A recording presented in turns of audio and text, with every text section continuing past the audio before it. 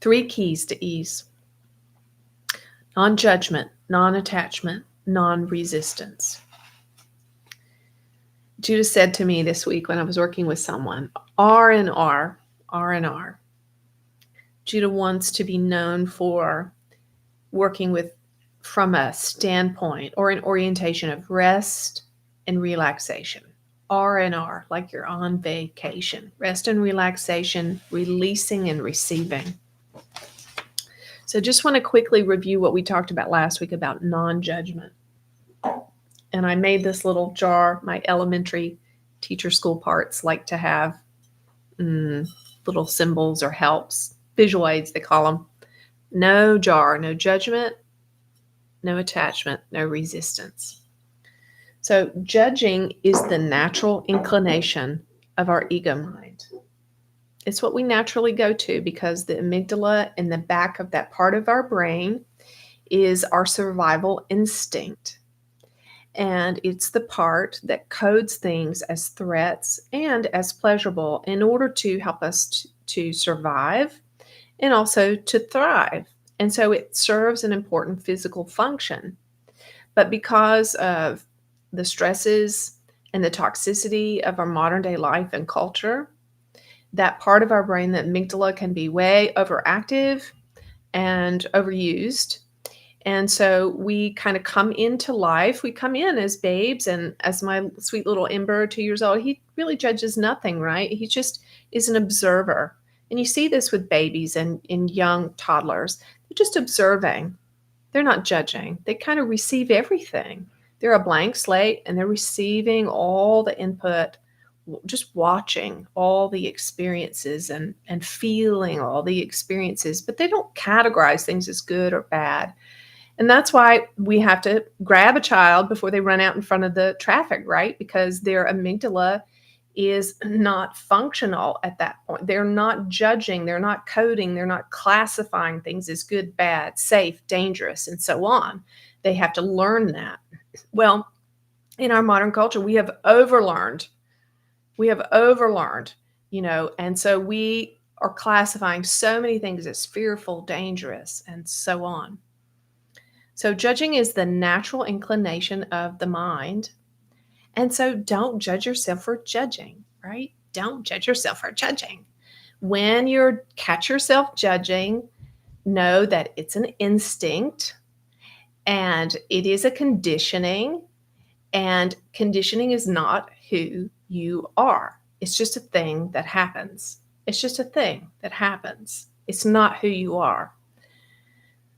So this tendency of the mind, the natural physiology, is that we will focus on what's negative. And I drew a little picture here for you. Let me grab my thing. That will focus on what's negative. And this is sometimes called negativity bias. And this is the way the amygdala works. So you could have all kinds of happiness, amazing, wonderful things going on in your life, things to feel grateful for, things that are fantastic. But there could be one little negative thing in your experience, and it, for some reason, will tilt your scale. It will grab your attention, and we have a tendency to focus on what's not good, what's not going right. And we put more weight on that than we all do on all the great stuff. And the reason we do that, again, is because the amygdala is created, the creator gave it to us, so we would have an instinct to survive when there's danger around. But the truth is, probably tonight, 99.9% of you that are listening out there are not in any danger. You probably have had enough to eat. You probably are in a safe location. But yet, this amygdala is still active, isn't it?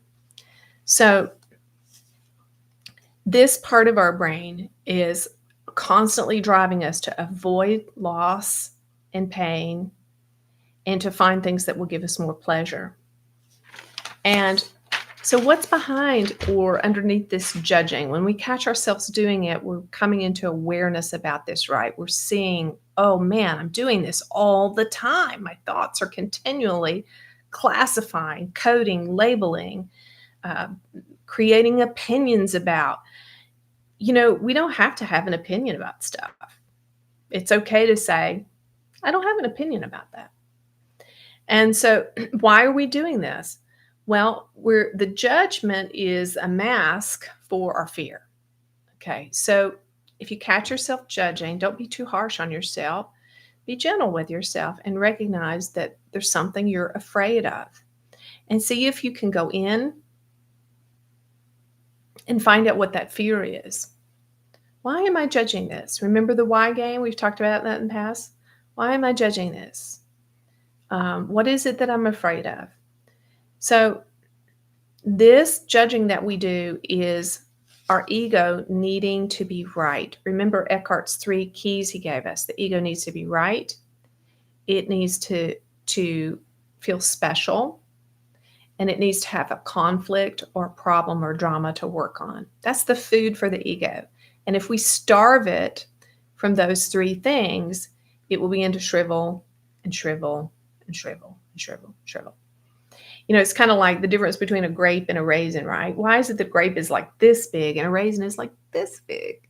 Well, the reason is the raisin has been dehydrated. All the water is gone out of it and it's just shriveled up to nothing.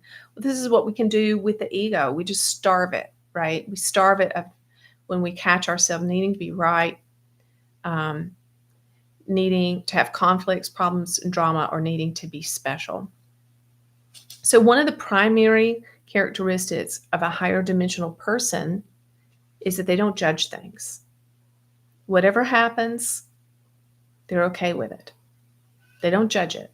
Me, one of the things I'm working on now is loving my Buddha belly, right? I'm 53. I've got that little bit of Buddha belly or muffin top or whatever you call it these days. I'm calling it my Buddha belly. So I'd rub my hands on it and say, I love my Buddha belly. And I'm going to keep working on not judging myself and accepting myself. So anytime that you're feeling disturbed inside, upset about anything for any reason, there's some sort of judgment in the mix. So see if you can pinpoint that. You got anything so far? All right, now we're going to move on to the second one, non-attachment. This is our primary one for tonight. So before we move into that, I'll just give you one other analogy. Remember that your ego it plays out like a courtroom in your mind. And your ego can play all the roles: lawyer, judge, jury, and jailer. Lawyer, judge, jury, and jailer. So your mind will first act like the lawyer or even the detective or investigator, and it will do everything it can to collect evidence to convict. Evidence to convict. It wants to just keep every thought leads to another thought, leads to another thought, leads to another thought, and then it's just like a stack of papers on that lawyer's desk, right? He's got all this evidence about why you're guilty or why the other person is guilty. And then the ego will act like the jury and say, oh, yes, guilty. And the judge, yes, verdict, guilty. And then the jailer will start coming up with ways to punish you or punish the other. So a lot of times, if we have this kind of a judging orientation and we try to blame another, if they won't receive the blame, if they're smart enough or conscious enough not to take it on, to realize what we're doing to them, then we'll turn the blame or the judgment back on ourselves and we'll begin to punish ourselves and feel guilty. So guilt is a useless emotion. Chuck has taught me this. I'm still really working on this one. I found that as a mom, guilt is a package that tries to always go hand in hand with being a mom, and it's worthless. It's a waste of spiritual energy. Okay. Attachment. So how do you know when you're attached, right? So non-judgmental, we got that one. Non-attachment. How do we know when we're attached? We know we're attached when we can't stop thinking about a certain thing, about him, her, it. When we can't seem to let something go, we're attached. When we're arguing for our point of view, we're attached. Remember the acronym J: justify, argue, defend, or explain. Anytime I'm doing one of those four things, justifying, arguing, defending, or explaining, I know that I'm attached. There's some sort of outcome that the ego wants, some kind of outcome that I think is either going to keep me from suffering or give me more pleasure. And I'm stuck on the lie in my head that I have to have that outcome in order to be okay. And so that's when I get caught up in this arguing for what I want, right? Anytime that we feel ourselves really needing attention or needing to be heard, then we know we're attached. When we are feeling angry, triggered, reactive, we're attached to something. When we are in this attached place, we are in the yellow ray. If you've gotten the Realizing Enlightenment chart from us, you can refer to that. If you don't have one, we're happy to send it to you. Just email us. So we're in that yellow ray solar plexus band that's right underneath our heart. It's around our diaphragm. We're getting blocked there, which means that beautiful life force energy is not reaching our heart, which is where we want to live. We want to live from our heart. So when we're attached, we're blocked in our solar plexus. And this ray, the characteristic of being blocked in this ray is that we believe that there's something that we need in order to be okay. There's something we need to be safe, to be comfortable, to be happy. And we're attached to that idea. And so the yellow ray, this solar plexus ray, is typically, when we're blocked there, is where we feel anger. So if you struggle a lot with anger, don't beat yourself up for it. Don't judge yourself for it. Just know that you have blocks in this solar plexus chakra, in this energy center. And the anger comes from the feeling of frustration in not getting what you think is going to make you happy. So non-attachment is the opposite. It's a state of being. It's in these higher realms, these higher chakras. It's the heart, the throat, the third eye, the crown. And when you're non-attached, you're relaxed. You've let it go. There's no stuckness. You don't have to, you're not married to the idea that something has got to happen for you to be okay. You just know that whatever is okay, even if it's unpleasant, even if it's not what you'd prefer. And right now, a lot of us are really struggling. I'm getting your comments and questions about the war. Hopefully we'll go into this a little more deeply sometime really soon. Do we want there not to be war? Of course. We don't want people to suffer and die needlessly. We don't want innocent people to be harmed and killed, right? But there's a higher perspective. You know, that when I go to the ocean, if I stand at the ocean's going to flow back and forth, in and out. The tides will come and go. And there's nothing that I can do to change that. It is what it is. There is a tide of unconsciousness in the earth. There is someone asked in the comments last week, wait, this war stuff, it's not ego. No, it's not your personal ego. It's not the personal ego of, let's say, a mom or a child that's brutally murdered in the war, that suffered terribly. Of course, that was not caused by their personal ego. And I don't believe that it's the heart or desire of Source for that to happen, because Source is love, only love. Source is love. But is it ego? In a sense, it is. It is the collective unconsciousness is like a tide. Just like love is a tide in the ocean, collective unconsciousness is a tide. It creates what we call fate. And in certain areas of the earth, there can be so much collective unconsciousness, and it can reach a tipping point or a tilting point to where it begins to really affect all kinds of people. And sometimes we're at the mercy of that. If you're in the way of, if you're a part of that, that community or that country or that situation. So the thing is what about us? What about all of us that aren't there right now? What do we do? Do we get attached in our thinking, in our emotions? Should we feel our feelings? Sure, feel our feelings, whatever feelings we have about the war. Feel compassion, feel love. Feelings are always okay.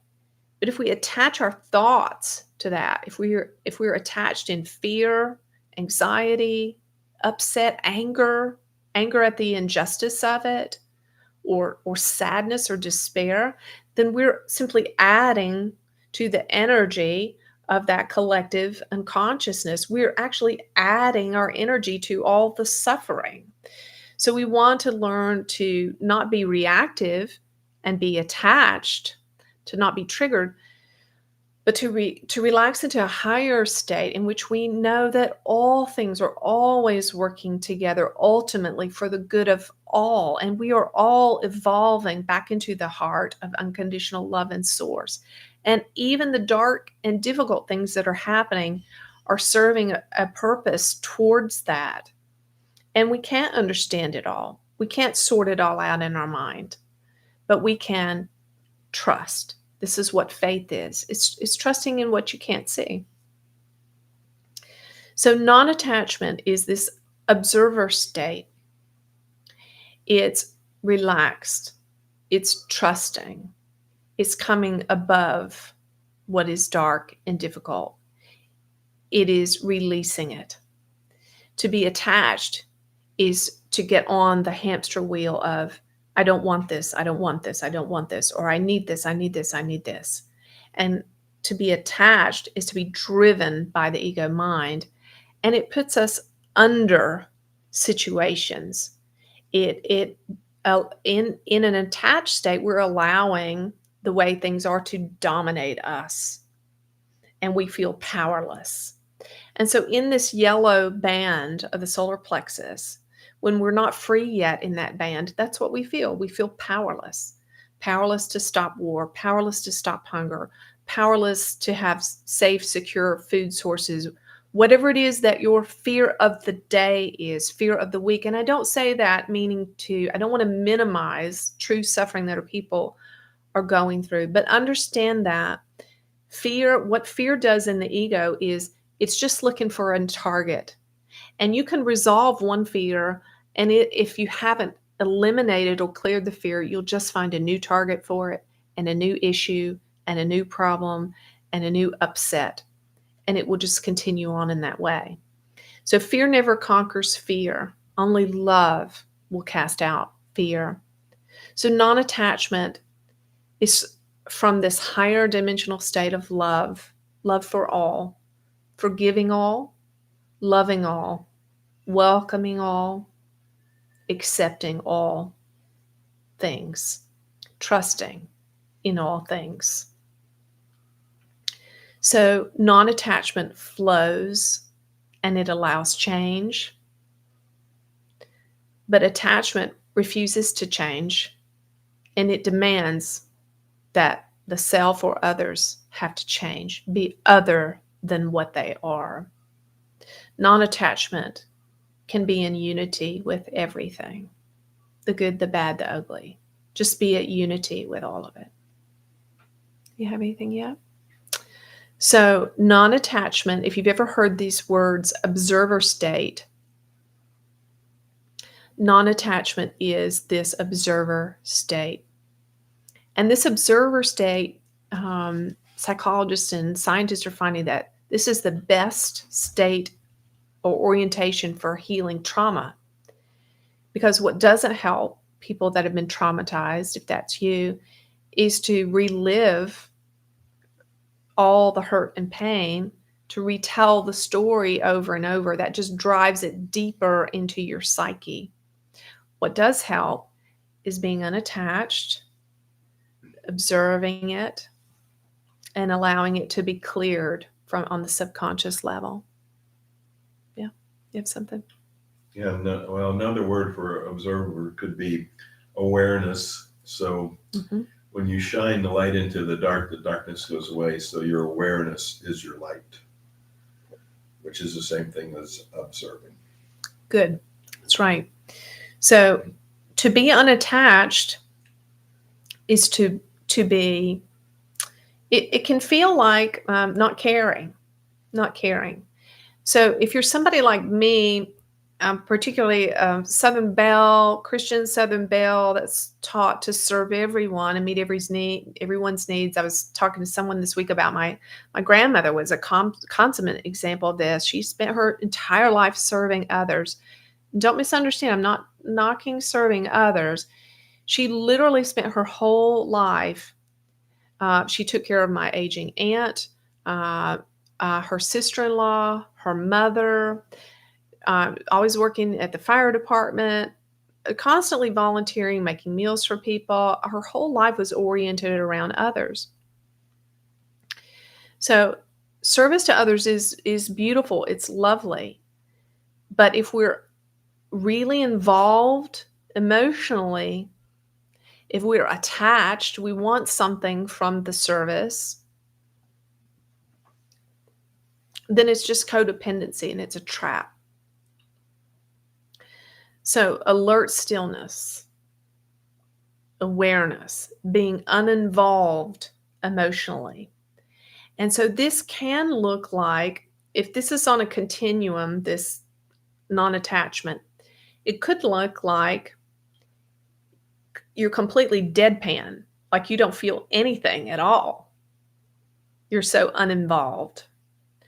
Or on the other end of the spectrum, it could look like feeling your feelings and having your emotions and being expressive emotionally, but you're doing it from a flow state.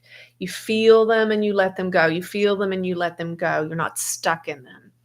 And if you ever watch, our master here is Osho, as you probably know. If you watch any of Osho's videos, you'll see he tells these hilarious jokes, right? And he's such a profound teacher, but he just has this kind of a deadpan expression, right? Just like there's nothing going on. He's very unattached. So if you're going back to the stories like of me and my mom and my grandmother, if you've been raised to be a good Christian codependent girl who takes care of everybody and is a consummate caretaker that nurtures everyone and makes everyone feel better, then it can be really uncomfortable for you to take this position of the observer state and being unattached. So the unattached observer embraces and is comfortable with silence, and they're non-reactive, maybe even deadpan. And the attached ego mind, in contrast, is constantly compelling us to argue and defend with words. So unattached, non-attachment is silence. Being attached is usually lots of words. So shortcut to non-attachment, hold your peace. Don't say anything. Even if it kills you, let it go by. Lao Tzu said, wise ones don't need to prove their point, and those who need to prove their point aren't wise. Right? And this ties in with, what we'll talk about next time, non-resistance. When you look at Martin Luther King Jr. and that whole movement, it was characterized by non-resistance and the non-attachment of the silence. Yeah. So being non-attached means that you're not attached to other people's emotional states. I've heard about some monks, very enlightened monks, who welcome people who are mourning the loss of a loved one. And the way that they assist is just simply by letting the person be, letting them feel their feelings and express themselves any way they need to. But the monks themselves, they don't get involved emotionally with the person's process. So our conditioning, especially for me, my religious codependent conditioning was, well, if I cared, if I really cared, if I was really a loving person, then I would get down into the problem and the drama and the pain and the suffering with them, and I would feel it with them. And that's what real compassion is. So that's what was deeply embedded in me, is that in order to show compassion or love, I have to suffer alongside you. But that's not what this non-attached state is. It's actually the opposite. And so, again, going back to the war, because I've been getting this question a lot, and I'm going to keep getting it, I know. But you cannot help anyone who's suffering right now in the war by being upset, by being in despair, by being anxious or crying yourself to sleep. That will not help them.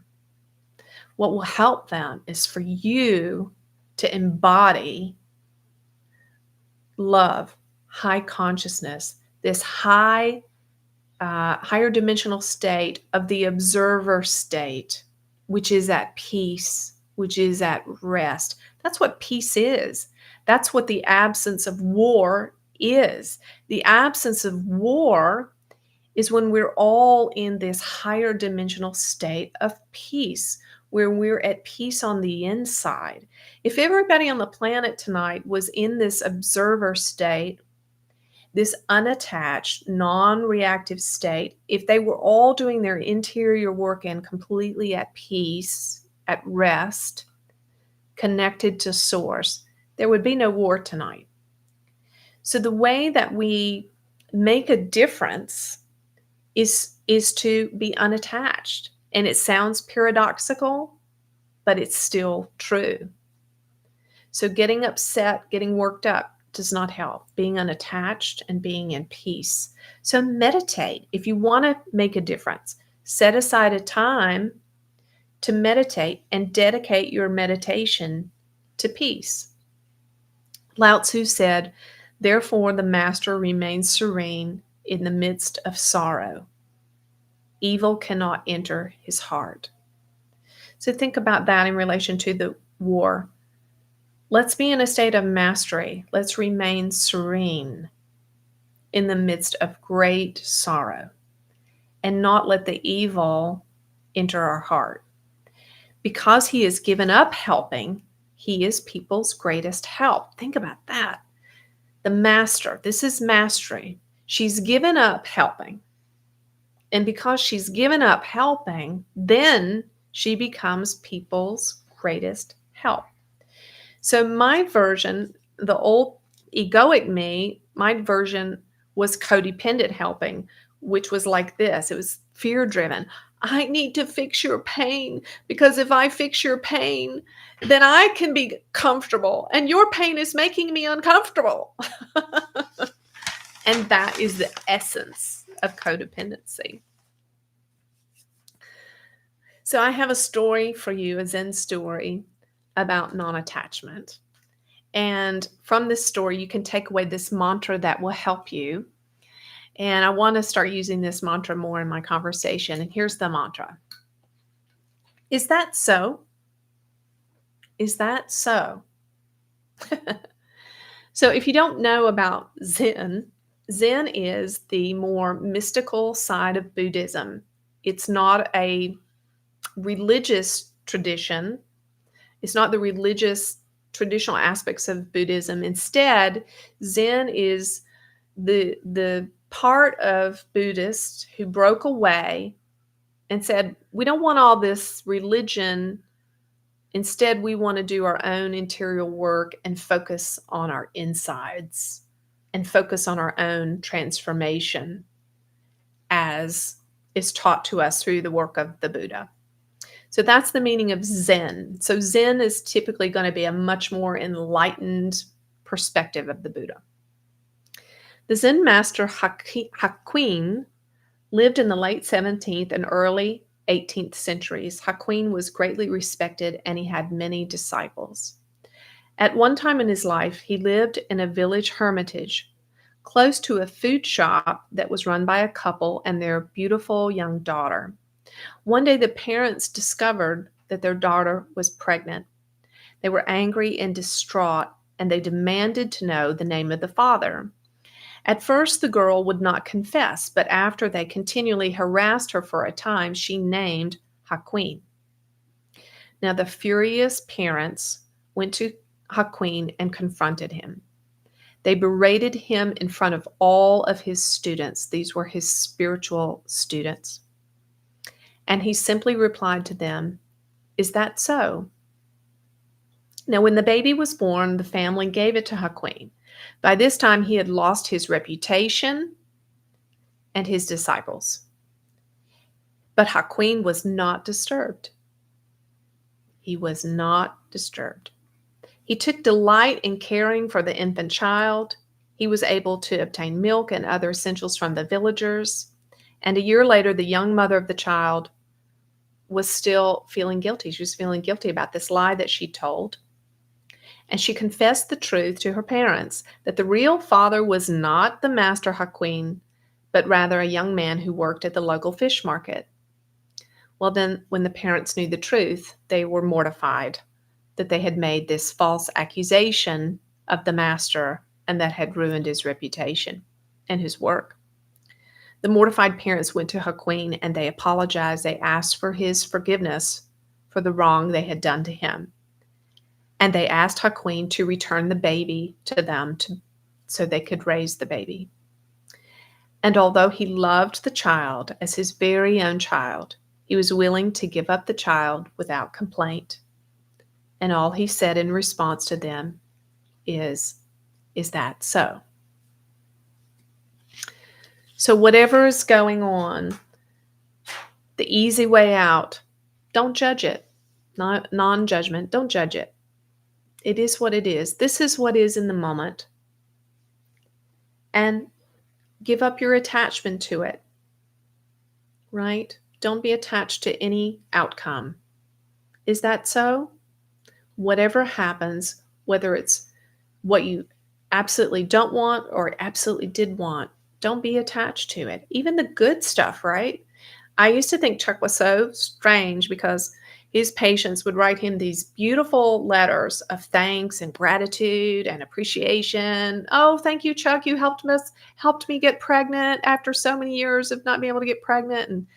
And he wouldn't read them. I thought, well, that's crazy. Why would he read these beautiful letters people wrote?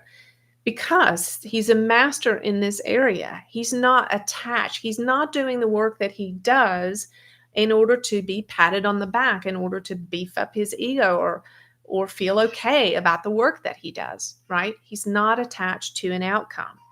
So whether the person is completely healed or whether he's not able to help at all, he's simply done his best, been present. He doesn't judge the outcome. He's not attached to an outcome. Whatever happens, happens. He's only there to serve, right? So one of the big lies that I've had from my religious and codependent conditioning and living with alcoholism and all of that was that, and this is a big one I think for moms too, I can't be happy until everyone else is happy. I can't relax until everyone else is okay, right? Why don't you tell them the story about the farmer? Yeah, please, go ahead. Yeah. Oh, please, you do it. Okay. So this is an old Chinese parable. A farmer's horse ran away. He only had one horse, and it ran away. And the neighbor came over and said, poor you, your horse ran away. You can't plow your fields. You can't grow food enough for your family. Poor you, poor you. And the farmer said, maybe. And then the horse came back with 20 wild horses. And then the neighbor came over and said, lucky you, you got all these horses, you can sell some, you can plow more of your field. Lucky you, lucky you. And the farmer said, maybe. And then the farmer's son fell off one of the horses trying to break him in and broke his leg. And the neighbor came over and said, poor you, your son broke his leg. Now you won't be able to break in all the horses. Poor you, poor you. And the farmer said, maybe. And then the army came through town. Well, they would come through doing conscription, which is when they just come into town and take all the men of a certain age, but they couldn't take his son because he had a broken leg. And so then the neighbor came over and said, lucky you, lucky you. And the farmer said, maybe. Yes. And Judah here, and we love this story because this is such an excellent example of non-judgment and non-attachment. You see, the gentleman accepted whatever came. He accepted it without judging it as good, bad, right, or wrong, without resisting it, and without demanding of the universe or anyone else a particular outcome. Now, you see, there are some here who write to this vessel and they say, Judah, I've asked you for this and that and the other, and you've not delivered. Now get to it. Snap, snap, get to it, and so on. And you are in this yellow band, this yellow ray. Are you listening? You are in this yellow band in the solar plexus, and you are stuck because you expect Judah or source or angels or the universe to deliver things to you in the way that you want them, in the neat and tidy package that you imagine as being correct for you, in contrast to the story this gentleman has just told you. And so this is why the Christ taught you all to pray, your kingdom come, your will be done. In other words, God, universe, life, I trust you. Bring your will. Do what you want. Do what you will. I know that whatever your will is what is best for me. So a master, you see, has will and has the wisdom to know and understand when to relinquish their will to a higher will. For you see, we have a perspective that is far greater, more expansive, wiser than yours. Yours is a limited perspective. If you remember and think back to the story, this vessel has told you many times about the blind men and the elephant. If you don't know the story, you can look it up. So you see, wherever your orientation is right now, your perspective is limited. Ours is not. We see everything 360, all around, past, present, parallel, future realities. We see all the probabilities and possibilities. We know all the potentials for outcomes.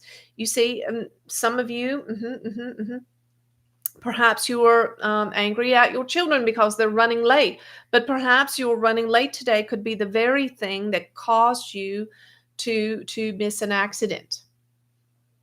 Or perhaps you're angry at the person in front of you because they're moving much too slowly, but perhaps that very thing is the thing that prevented you from being killed in a car accident. You see, you don't know everything. You don't know everything. But as you are connected to source, to us, to your higher mind, then you can know all things. This is another paradox. If you really want to know all things, if you want to get totally connected, you must drop what you think you know and be willing to not know. And to understand that what you know as a result of your conditioned mind, your upbringing, your experiences, and so on, has led you to where you are now. And if where you are now is perfectly acceptable to you in every single way, and you don't want a thing to ever change for you, you don't want anything about your life to change or your growth or evolution, then be content with what you know. But if you want to grow, if you want to expand, if you want to emanate more and more a brighter and wider and clearer and purer light, then go ahead and allow yourself to drop what you think you know and be connected to the one who knows all. Good. Good. So Most of what we've been talking about tonight is in this yellow band. And when you conquer this yellow band, you begin moving into this heart chakra, and then everything changes for you. Then you become overwhelmed with love, with divine love. So know that if you're suffering in some way, it's because you're resisting reality, right? And attachments will cause you to suffer always because they're your attempts to control or resist reality. So I'm going to do one last channeling, and then we're going to sing and do some work around this. So this is what I want to say from Judah. So imagine that everything in your life is like a movie being played out. Your past, the current scene that you're living, and then there's more to come, right? A climax and an ending. And imagine this movie. This movie is everything from your birth to your death. So the ego wants you to jump into the movie and play the main character and to stay all wound up in the drama, right? That's what the ego wants. But to be an observer is to sit in the audience and simply watch your life playing out and enjoy it. Enjoy it. Watch it, be unattached, just like you would a movie. If you sat in a movie and it really moved you, you might have a lot of feelings. You might laugh, you might cry, you might feel angry at points of the movie. But when the movie was over, you would get up and walk away and you'd be unaffected by it because you know it's just a movie, right? So this is the way it is for a master. They are unattached to the story of their life. They can feel their feelings, but they know that it's just a story, right? And understand that the film running through the projector can be rewritten, it can be changed, it can be reinvented. You can become a master of the law of attraction, and you can feed a new and different film, a different storyline through your projector, the projector of your life, millions of times. You can change the story, the outcomes. And for some of you, that's fun for you. That's part of where you are in your spiritual journey. But there is a higher place of mastery and enlightenment, which is just being the observer of all of it and allowing it to play out. And Source, God, the masters, they are the light shining through the film. They are the light. So let the light shine through your story. Stay unattached to it. Enjoy it. Enjoy the ride. Enjoy the story. Let it shift and change and flow, knowing that it has a beginning and an ending. And that all is well. Good. Anything you want to share? No? All right, let's set some intentions for, actually, let's just do a few minutes of work here. All right, so if you can, close your eyes.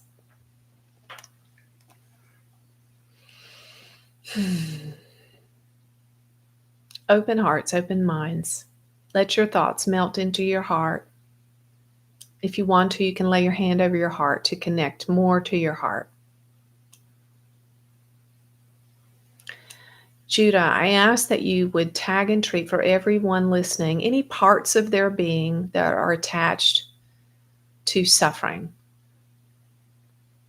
And I ask you to tag and treat those parts and do a radical change history and everything after that. And Judah, I ask that you would tag and treat any parts of their being that are attached to a particular outcome, attached to a belief that they need a certain thing in order to be happy, or attached to a belief that they need less of a certain thing in order to be happy.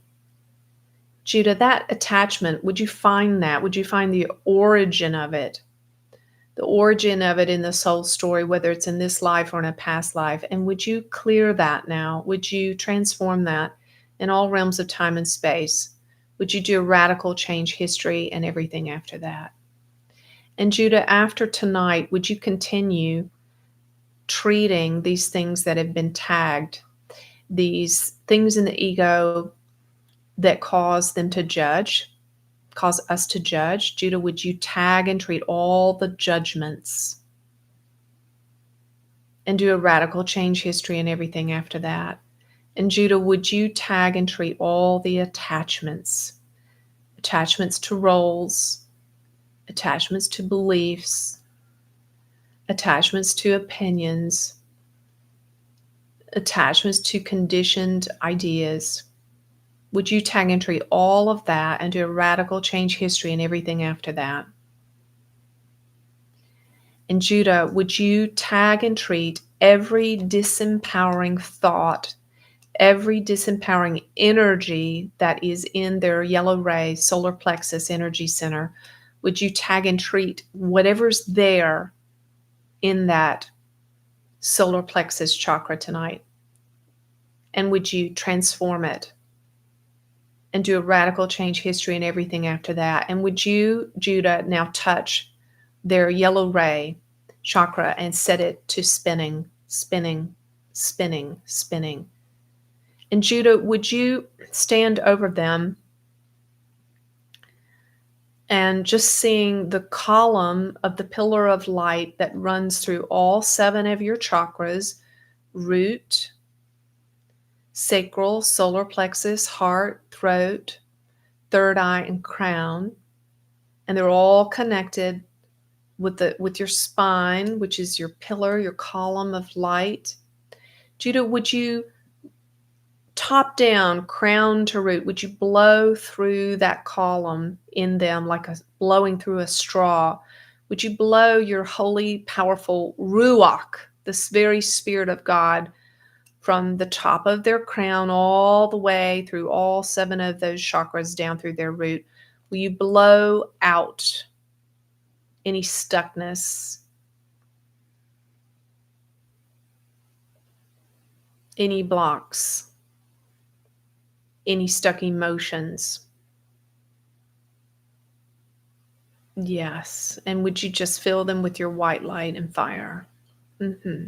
Thank you, Judah. Yeah. Go ahead. Yeah. Sweetie, I like to look at it as let the thoughts in your heart penetrate your mind. Good. All right, my dears.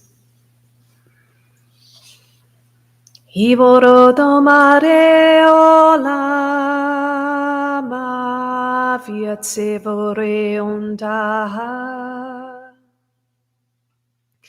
Shiva maleo Shivoroviana Shivoroviano rotono unkavana miaro Amale amayata Shiva mamaleoto voridada bareolo Shiva mole ona via severetero Ima belli lava melona shi Ivo molo viloleo malo nivere Shiva vare meroro kivararo mo navete Shiva mariante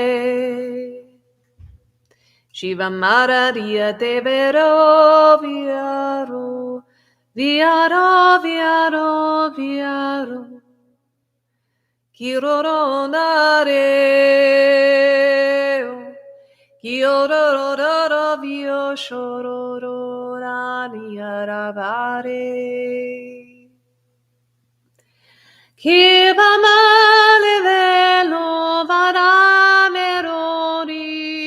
vara Shivare virumi vara Hivaro, Shivare Otsiro.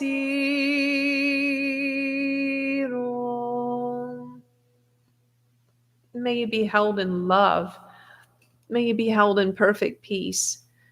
May any good work that's begun in you tonight continue on throughout the week. May you feel the presence of Source and angels guiding you, holding you, clearing you, uplifting you, raising you up into higher consciousness, higher states of bliss, of peace, of joy, of love. May you have a breakthrough in every area in loving yourself and loving others, and forgiving yourself and forgiving others. May you feel completely exalted, elevated, wiser, street smarter, brighter. May you be held safe in the very love of God all week long this week. So be it. Love you guys so much. See you next week. Love you, love you. Bye.